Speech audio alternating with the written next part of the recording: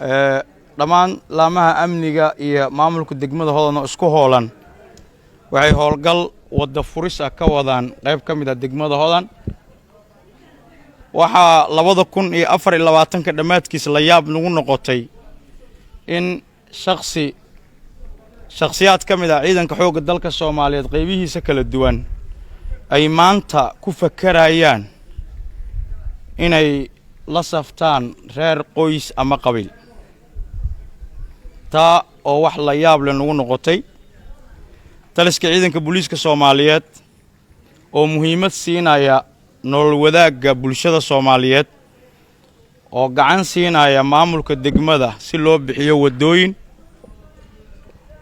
ayaa waxa soo weeraray koox gaar ah oo heebaysan kuwaas oo shaqadii qaranka loo hayay ka hor yimid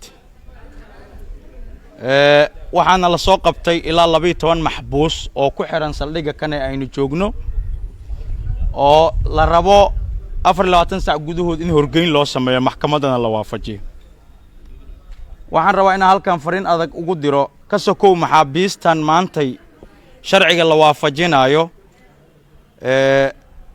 annaguna la yaabay nagu noqotay in 2 November 2024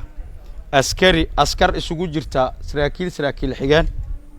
labisan dareeska dawladda halkii ay u adeegi lahaayeen ummadooda Soomaaliyeed inay ka hor yimaadaan ciidanka booliiska Soomaaliyeed oo waajibaadkooda shaqo gudanaya awaamirna u qaba inay fuliyaan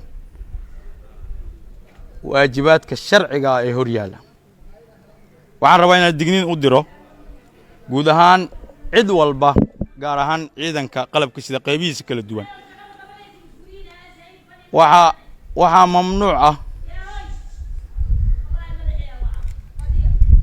mamnuuc ah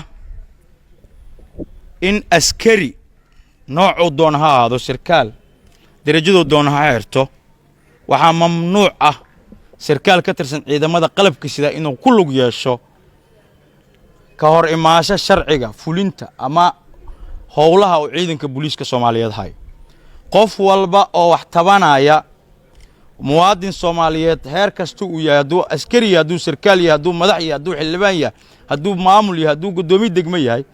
cid walba oo cabasho qabta waxa uu furan inay saldhigga booliiska ugu dhow tagto ka cabato maxkamadda tagto gudbisato xeer ilaalinta la kulanto laakiin maantay kuma aanan fikireynin shakhsi intuu hub soo qaato in askar booliis labisan waajibaadka qaranka ku hor jirta oo xabad kala hor yimaado taasna waxaad ka daawan doontaan cadeymaheeda iyo sida maxkamadda loo horgeyn doono taliska ciidanka booliiska Soomaaliyeed ayadoo la fulinayo awaamirta taliyaha ciidanka booliiska Soomaaliyeed waxaan u digaynaa qof walba uu yahay mana jirto shakhsi loo ogol yahay intii qori soo qaatay inuu bulshada dhexdeeda ku dagaalamo wuxuuna qaadi doonaa mas'uuliyadda ka dhalata xabadu asaga aabaha u yahay ee goobta uu ka bilaabay haddaad dhib qabto tabasho qabto wadada la furaayo dhulka la isku haysto tabasho ka qabto waxa ku furan saldhigga booliiska inaad tagto aad dacwooto maxkamadda tagto xeer ilaalinta gudubsato sida xeerka uu qabo labada inta sameey weysa hadaad qori soo qaadato ciidanka booliiska Soomaaliyeed kala hor timaado waxaad wajihi doontaa mas'uuliyadda wixii goobtaas ka dhacay hantida burburtay nafta go'day inaad adiga mas'uul ka noqon doonto taliska ciidanka booliiska Soomaaliyeed wuxuu mar labaad mar saddexaad iyo mar afraad buu u digayaa dhalinyarada Soomaaliyeed ee xoogooda iyo maskaxdooda loogu talagalay inay qaranka ugu adeegaan in lagu faa'iideysto in maantay mar kale wax 30 sano aan ka soo gudubnay rag ku fakaraan waa wax aan ka xunnahay waa wax aan loo dul qaadan doonin waa wax maxkamadda horteeda cawaaqib xun oo kala kulmi doona shakhsi kasta oo isku daya mana ogolaan doona askari Soomaaliyeed haduu yahay niisa haduu yahay booliiska haduu yahay militariga meesha doonto oo isteelahaas mar hadaa xirato waxa uu adeegaysa qaranka Soomaaliyeed madna ka hor imaan kartid dana qaranka Soomaaliyeed sida darteed eed kasta iyo wax kasta oo aad qabtaa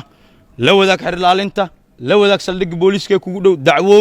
furo galkaaga xaq baa u leedahay waa dacwoon kartaa laakiin qoriyaan soo qaadana mid la aqbalay maaha cid walbo talaabadaas qaadayna waxay wajihi doontaa tallaabo adag waana mahadsantihi